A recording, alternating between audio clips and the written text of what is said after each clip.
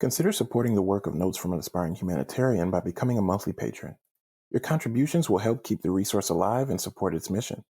Visit patreon.com/NAHblog to learn more and make a contribution of $3, $5, $10, or $20 per month. Again, that's patreon.com/NAHblog. You can start or stop anytime. Thank you for listening.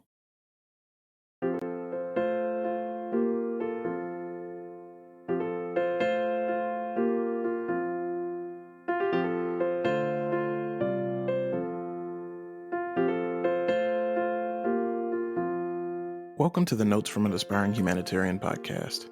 I'm your host, Relando Tompkins-Jones. I'm a social worker, social justice educator, writer, organizational consultant, and now podcaster who works to build more equitable and inclusive communities. I am also an aspiring humanitarian. My experiences have shown me that in the process of working for social justice outwardly, it's also important for us to continue to critically examine ourselves, shedding attitudes and behaviors that are oppressive to make room for those that are more inclusive, just, and humanitarian. What is an aspiring humanitarian, you ask? When I say humanitarian, I don't mean humanitarian in the harmful sense of placing ourselves in the role of a benevolent hero who's there to swoop in and save others. I mean dedicating one's life, time, and energy to honoring the ways that our destinies are intertwined. It's about accepting the lifelong pursuit to become more humane to those around us, with the recognition that we lose important parts of our humanity when we allow and enable the suffering of others. It means acknowledging our many contradictions and complications and aspiring to do more, aspiring to do better. It means acknowledging that systems of oppression exist by design and not by accident, and working towards an individual and collective transformation that includes an unshakable belief that our society's safety, viability, survival, and ability to thrive is only as secure as our most marginalized community members. Since 2011, my blog, Notes from an Aspiring Humanitarian, has been a place where I've written and curated content on issues of equity and social justice. Through using written word, film, and video, and other forms of media for social justice education, I hope to continue to expand and enrich the narratives about social issues that face our society and to find ways to take action while encouraging others to do the same. Today, the blog and now the podcast is for others who share a passion for that same journey. No matter who you are, where you come from, what your identities are, or what area of work you're in, there's room enough for all of us in this work, and I hope that engaging with the podcast or the blog can move you closer to discovering or reaffirming your answers to the questions that you may have about how you can best be of service.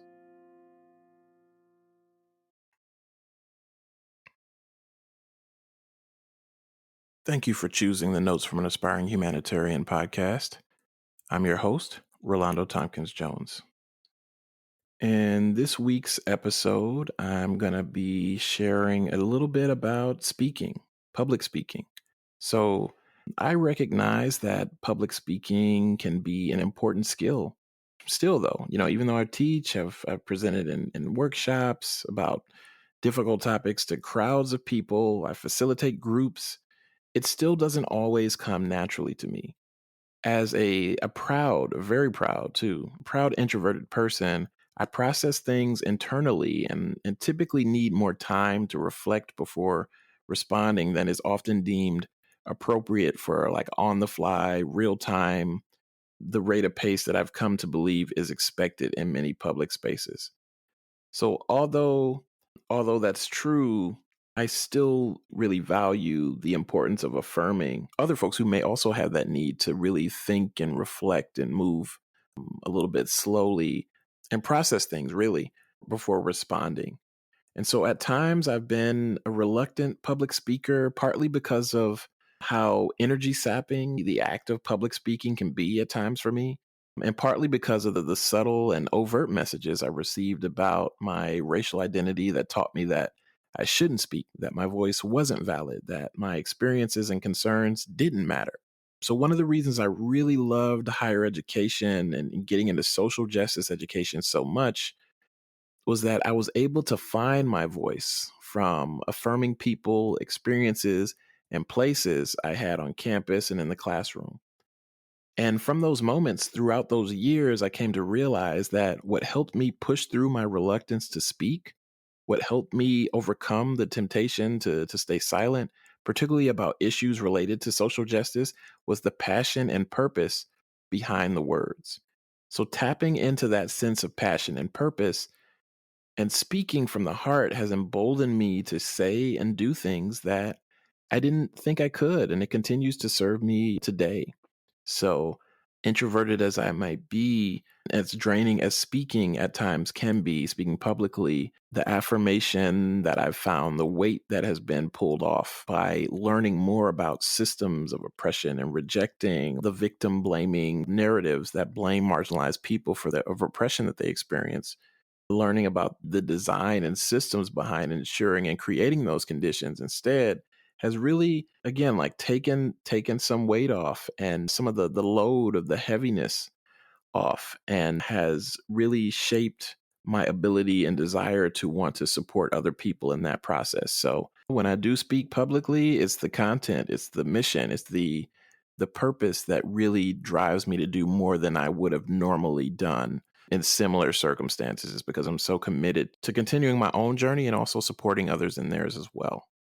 So think about, how are you with public speaking? There's room at the table here for all of us. But this week's episode, I really wanted to just take a moment to acknowledge and support those of you who may be out there that struggle with public speaking, and just share a little bit about how, for me, even though I struggle with that, the desire, the passion for communicating and learning and sharing, exchanging information about the importance of social justice drives me to do more than what I normally would. So if you do struggle with public speaking, just know there is also a place and there's room for you to get involved in social justice work as well.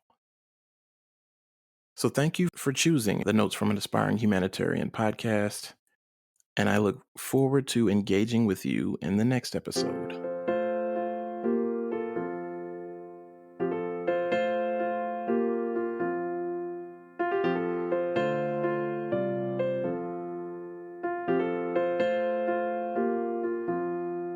Thank you for listening.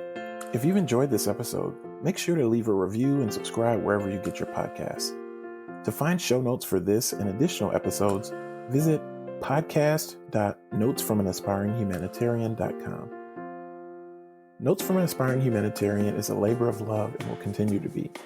Consider supporting the work of Notes from an Aspiring Humanitarian by becoming a monthly patron. Your contributions will help keep this resource alive and support its mission.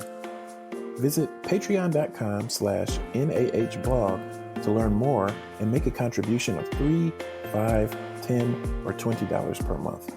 Again, that's patreon.com/NAHblog.